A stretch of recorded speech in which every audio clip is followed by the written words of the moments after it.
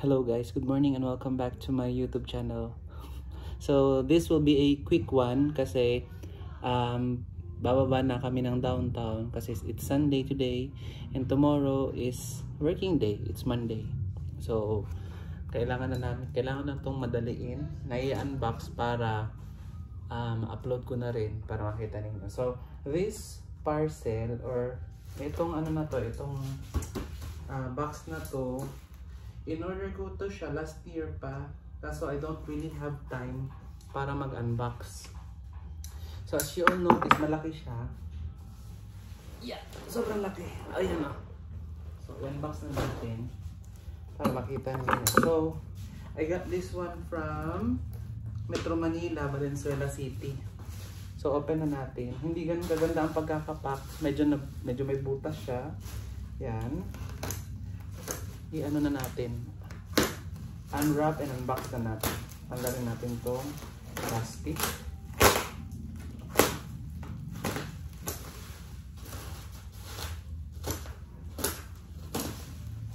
Yan.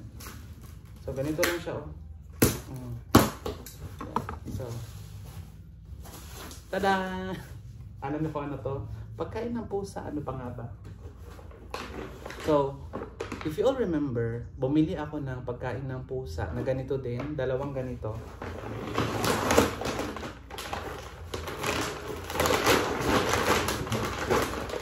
Dalawang ganito, Fit 32 and dalawang Hair and Skin.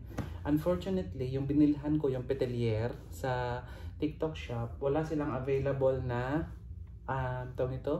wala silang available na Hair and Skin. So iba na yung binili ko. So ito talaga, itong brand na to, sabi nila it's not Royal Canin, it's not Royal Canine, but it's Royal Canin. So yung Royal Canin kasi is, ito na yung pagkain ng mga pusa ko since birth.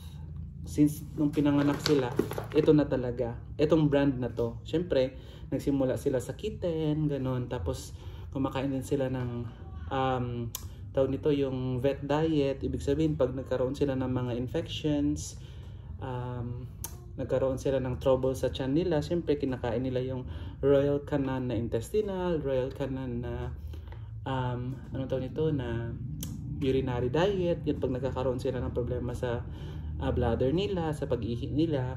And then nung bago silang kapon, parang 3 years ko yata, 3 or 4 years ko maintain yung neutered. Yan. Neutered male and neutered female na pagkain. Yun.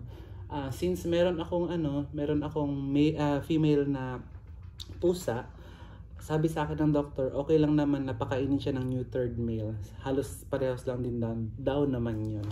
So yun siya. So this one is 10 kilos. This will last for siguro itong 10 kilos na to will last for almost 2 months. So mas makakasave kasi ako kaysa bili ng tig 1.5 kilos. Oo. Tapos ito 10 kilos na to. This one is almost 5K.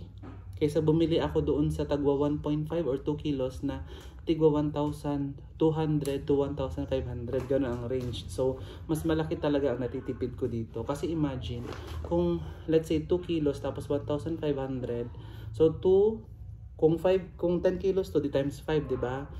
So, 1.5 times 5, ilan yun? 7,500. So, ilan ang na-save ko? 2,500. So, kulang na lang ng 2,500 para makabili ulit ako ng panibagong 10 kilos na bags. Yeah. So, kailangan mo talaga kailangan mo maghanap ng alternative kung paano mo mapapamura yung pagbili mo ng pagkain ng pusa. Kasi I already have 4 cats dito sa loob, indoor cats. And I also have tawag nito, mga outdoor cats, no? Ang dami kong outdoor cats. And then meron din nagbigay sa akin ito itong brand na to, Petmara. So this one hindi gusto ng mga alaga ko. Si Baste, si Artec, at saka si Tofu. Ayaw nila. Ang may gusto nito si Stratos. So binibigay ko to kay Stratos from time to time. So parang since naka-ano naman sila, yung naka-unlimited food naman sila dito, may bowl silang malaki, tapos ang daming food. Pag ano, tawag nito yung pag nagbibigay kami ng treats, ito ang binibigay namin as treats, additional treats kay Stratus. Kaya kung napansin nyo si Stratus, sobrang laki. As in, kasi sobrang lakas niyang kumain. Ayun siya. And then, since wala nga tayong hair and skin, ito ang binili ko.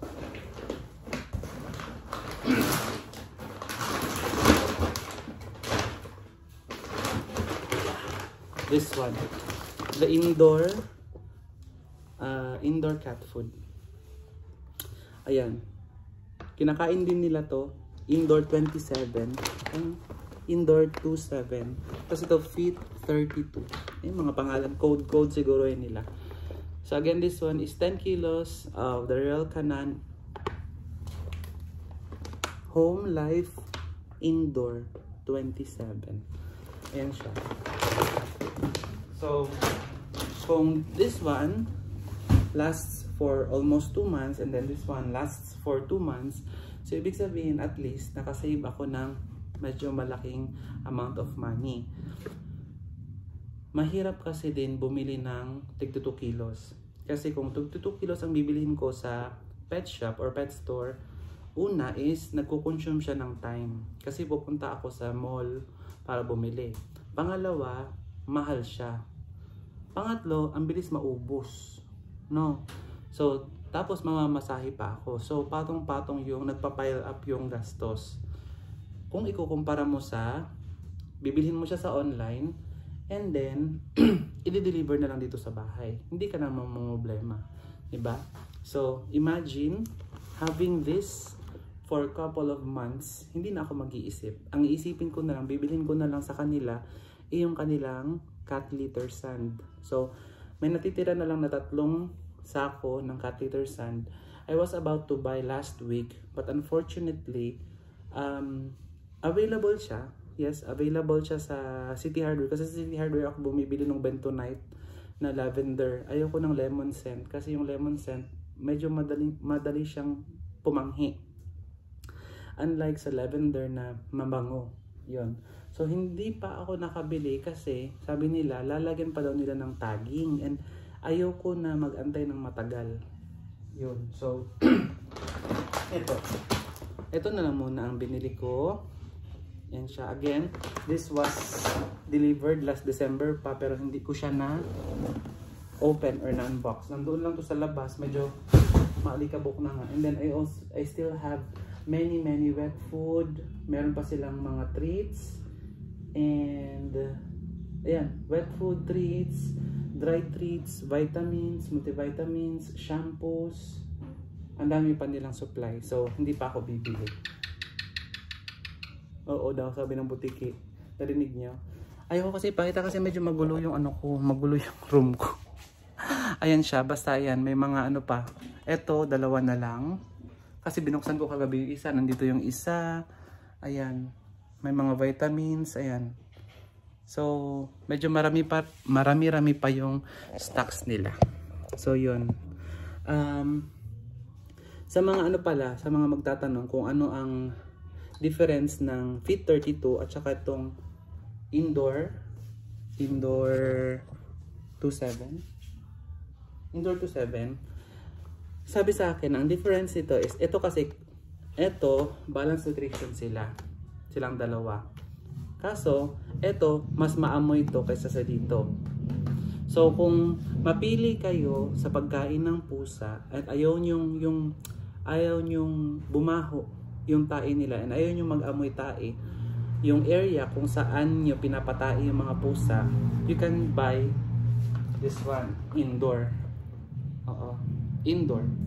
Pero, kung gusto nyo naman na mas palatable, ibig sabihin mas masarap ang lasa, ito ang bilhin ninyo. Kasi ako, I'm a type of cat owner or pet owner na sinusubukan ang mga pagkain nila. Kibbles.